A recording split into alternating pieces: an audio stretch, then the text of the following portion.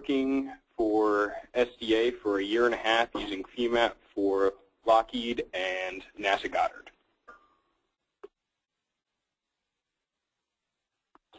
So a quick overview of what we'll be going over today. We'll give you a quick introduction to SDA, which is Structural Design and Analysis. We'll go over what is Femap, and then we'll get into the demonstration and some additional resources and questions.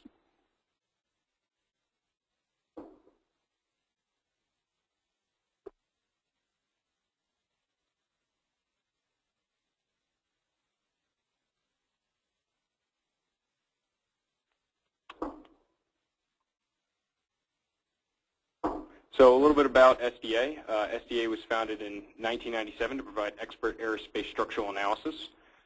We service aerospace companies and other industries that require expert analysis. We specialize in composites, developing strong, lightweight structures that are readily manufacturable, and we're located in Sterling, Virginia. Some of our recent aircraft programs are the Aurora Excalibur, the AAI Shadow and Aerosonde, the Lockheed Constellation for Lufthansa, and some of our recent spacecraft programs were the NESC Composite Crew Module, the NESC Max Launch Abort System, the James Webb Space Telescope, the Orion Heat Shield Mass Reduction for NESC, the Orion Crew Module, and the W-FIRST Telescope.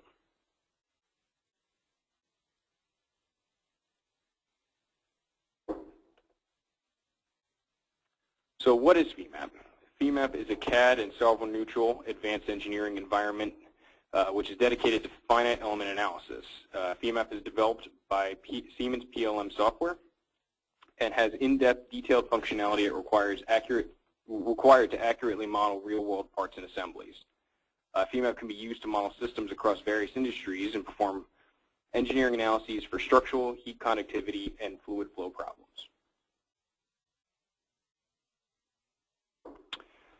Now our demonstration. This will be a live demonstration, and it does not have any prepared models, and will show how quickly Femap can modify geometry and create a finite element model.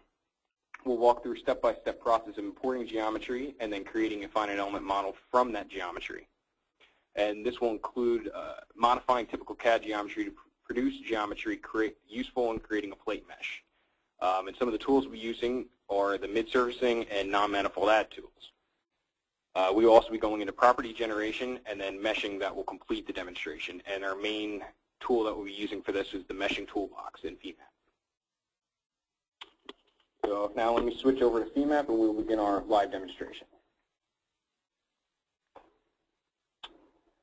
So the first thing we're going to do is we're going to import our CAD geometry. And to do that, we're going to go to File, Import, Geometry, and then we have a geometry file that we're going to import. Now the geometry scale factor we're going to set to 39.37, and that's because the geometry is in meters and we want our bracket to come in inches. And Femap is neutral when it comes to units, so you could use whatever units you want, but you just have to be consistent. So when we brought that geometry in, it came in our active layer, and as you can see, this is the bracket that we have. We want to isolate the geometry that we're going to be using for meshing, which is this gray solid here. So the first thing we're going to do is we're going to create a new layer that we're going to put that geometry into. So we're going to create a new layer and we'll call it bracket solid. Now we're going to place that solid into that layer.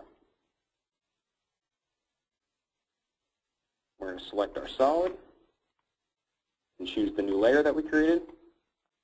And now we're going to show only that layer. And as you can see, we have now isolated the geometry that we're looking for.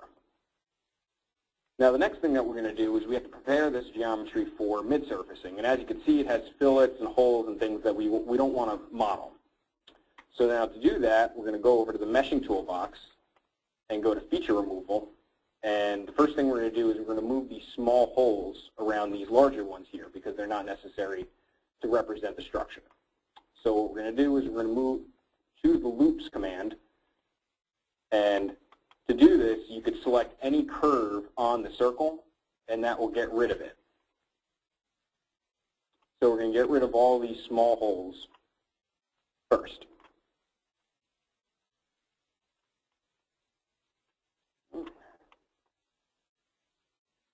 couple ones. All right, now we have removed all the holes that we don't want to model. Next thing we're going to do is we're going to get rid of some of these fillets. So the fillets are going to cause issues with the mid-surfacing tool, so we want to get rid of those. And to do that, we're going to go over to the feature removal and select surfaces.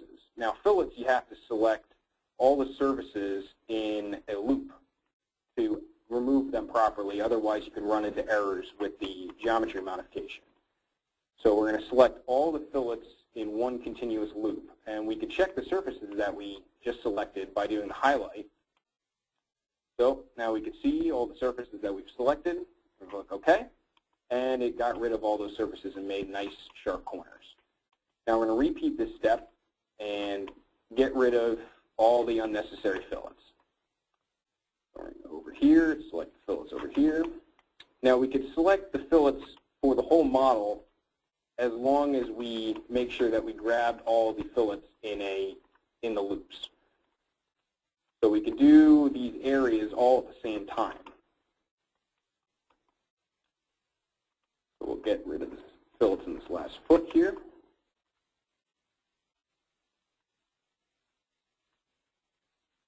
Highlight, see, we missed a surface here, so we'll click that one.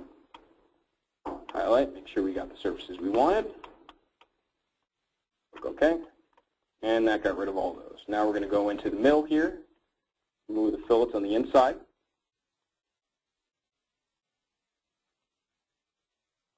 And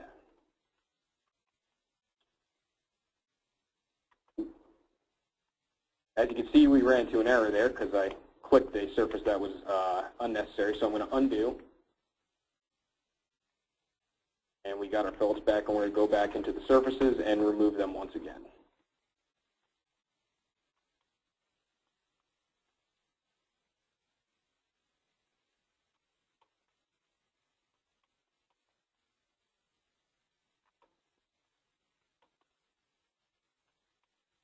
All right, make sure we got all of our surfaces.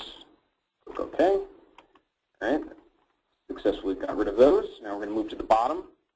As you can see, we have a variable thickness bottom here. So we can run into issues with our mid-surfacer. That's going to cause some issues there, but we'll get into that when we perform the command. So we're going to get rid of these fillets first. So now the way we're going to model this bottom piece here is we're going to go with a consistent surface and then separate it into property regions with different thicknesses. Now a true mid-surface would have stepped surfaces, but we don't want that in our model. So now we've gotten rid of all the fillets in the whole model, and we're ready to start mid-surfacing. Now we're going to create a new layer that we're going to put our new surfaces into. So we're going to create a new layer and call it bracket mid-surfaces. Turn it on. Now we're going to perform our mid-surfacing command. Go to Geometry, Mid-Surface, and we'll select the automatic. And we're going to select all the surfaces on the bracket. Click OK. Now the target thickness, we can go in and measure the thickness on the bracket, and it seems like most of the thicknesses are similar, so we'll just measure one area, and it gives us a target thickness of 0.2 inches. And we're also going to turn on combine mid-surfaces so that it will combine all the surfaces that it creates into one solid, and so we won't have any coincident curves. And we'll select OK.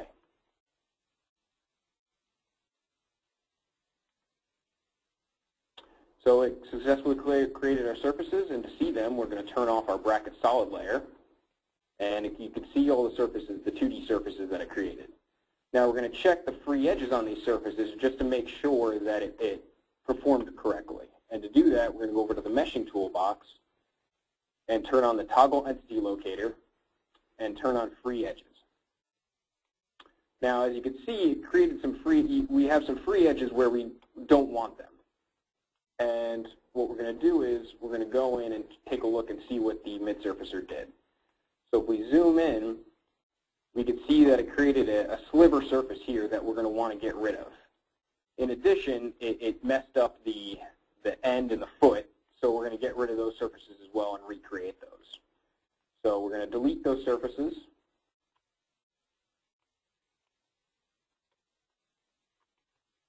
The head and the foot. Highlight so we grab the right surfaces and delete them. So now we're just going to recreate those surfaces by going to Geometry, Surface, Corners. And we're going to select the corners of the surfaces that we want to create. Create the bottom and the foot. So now that we created our surfaces, we want to add these surfaces to the solid of the rest of the surfaces of the bracket. Now to do that, we're going to use the non-manifold add command, and that's under Geometry, Surface, non-manifold add, and we're going to select the surfaces. And when you perform this command, it's going to show you the free edges. So as you can see, we no longer have the unwanted free edges, and we're ready to start breaking these surfaces up into meshing surfaces. So the next thing we're going to do is we're going to go into geometry editing and start breaking up these surfaces into more easily meshable surfaces. We're going to go into the feet first, and as you can see, meshing around a hole can prove challenging. But one of the geometry editing tools that makes this easy is the pad command. So we're going to use the select, and you can select a curve on any circle, and it'll create a pad around that circle that will create a map mesh around the circle that will make a nice mesh around that circle. And we're going to do that for all of these feet.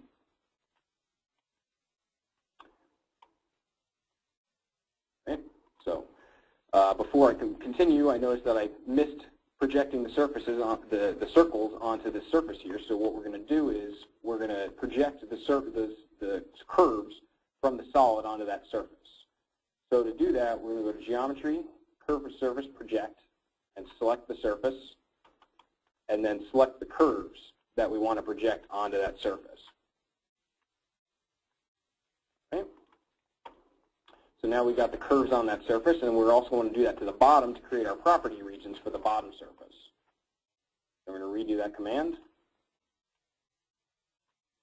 and select our curves.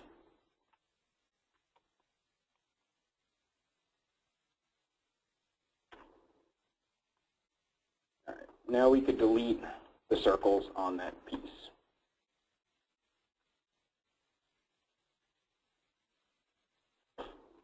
Okay. Now we're going to continue our breaking up our surfaces into our meshing surfaces by going to the point to edge command. Now this is good for creating more rectangular surfaces, which are easier for meshing.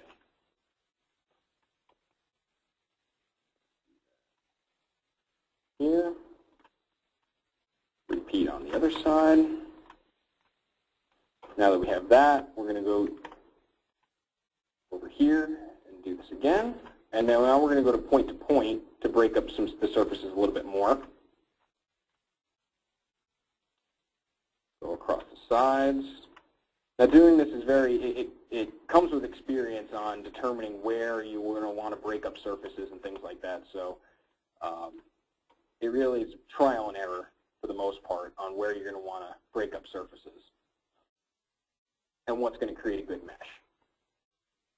So now we've broken up our surfaces pretty well. I think we can go and start meshing now. And the first thing that we're going to have to do to create a mesh is we're going to want to create our material and our property regions. So now we're going to create a new material, and we'll just load one in from the Femap presets, and we'll just pick aluminum 7050. Okay? And now we're going to create 3 properties. First property we'll label as bracket. The thickness of 0.2 inches. We'll set our thickness, click OK. And I'll create a thicker property region with a thickness of 0.375 inches. And one more property region with a thickness of 0.225 inches. Okay. Now that we have our properties, we can begin meshing. And we're going to go into the meshing toolbox and go over to the mesh surface command. Now from here, we can select the property that we want to start meshing with, and that's going to be the 0.2 inches thick property. We will set our mesh size here to 0.2 inches. we'll flip it over to a map mesh and use the auto map mesh. And then we'll use our select tool to start selecting our surfaces to mesh. As you can see, that mesh didn't show up, and that's because it flipped over to a wrong layer. So we're going to move that mesh. We could do that by selecting the mesh on that surface and picking the mid-surfacing layer, and that mesh is now on that mid-surfacing layer. We can go back and continue our meshing. Mesh all the feet. As you can see now, it created a nice map mesh around that circle and give you some better quality elements than you would get if you were not using a map mesh and you didn't break up that section into the 4 surfaces.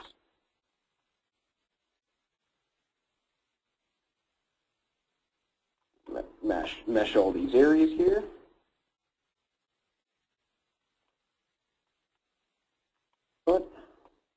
And all these are going to have the same property region, all the same property.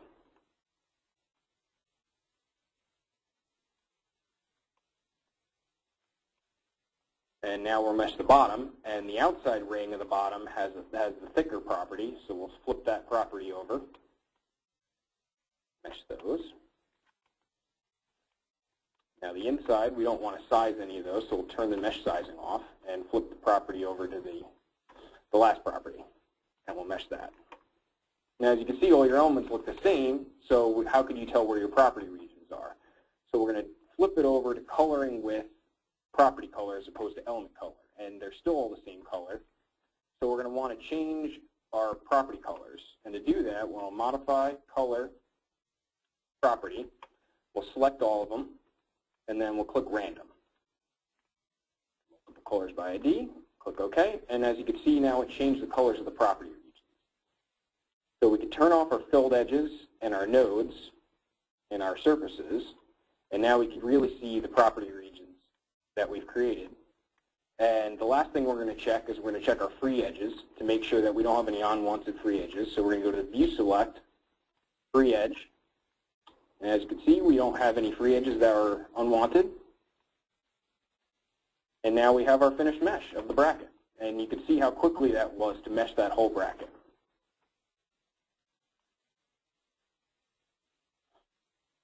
So that concludes our live Femap demonstration.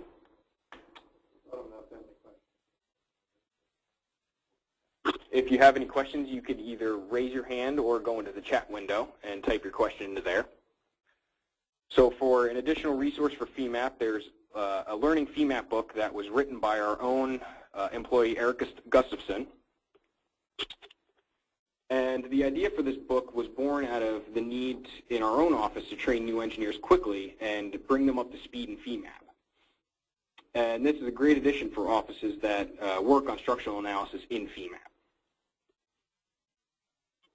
Additionally, we are a Siemens PLM channel partner, and we provide first-line support for Femap with NX Nastran. And for our existing customers, they can email us at support@Structures.Aero or call us at 703-657-0919. Are there any questions?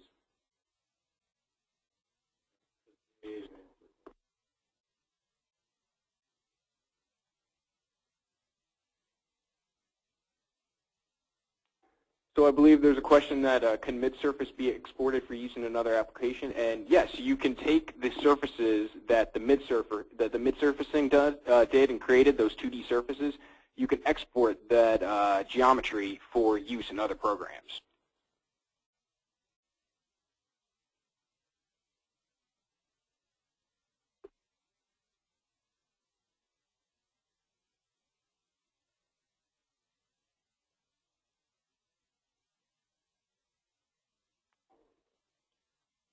Are there any other questions?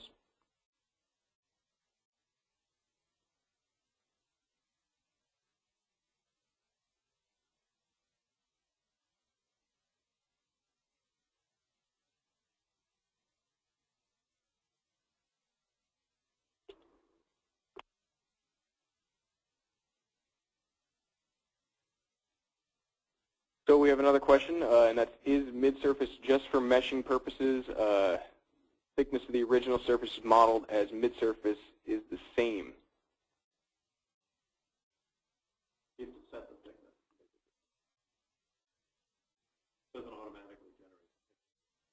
Yeah. So you have to set the thickness of the property that you're meshing the surface on.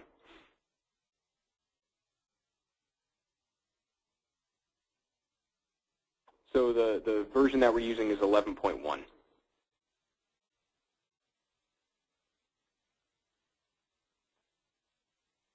Yeah, you can access the book. You can go on to learningfemap.com and purchase the book from there. And yes, we are recording this presentation, so you can get an access to that if you would like to.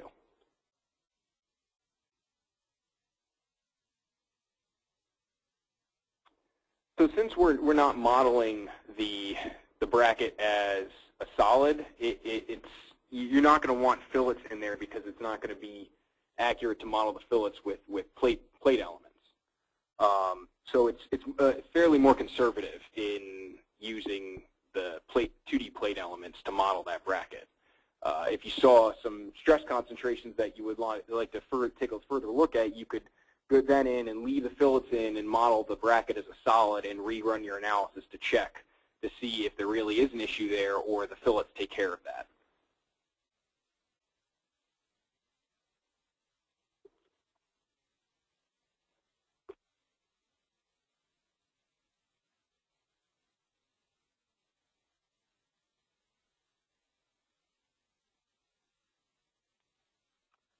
So Femap can export .dat files or bulk data files that could be used with ANSYS or any of the Nastrans.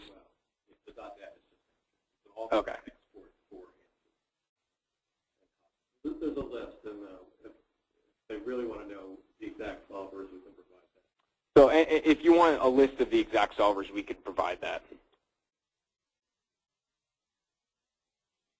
So on the solvers question, Femap is a solver-neutral pre- and post-processor, and there's 7 or 8 solvers that it will export to.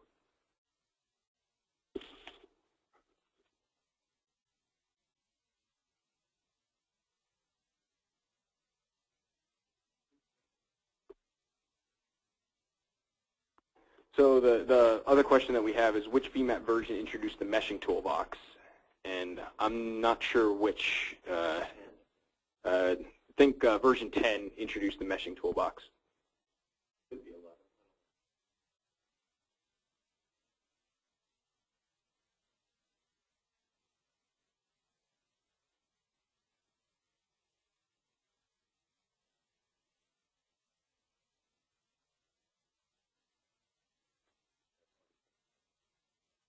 All right, ask Ravi again. Ravi, did you have another question? We unmuted you, so you could ask your question if you'd like to.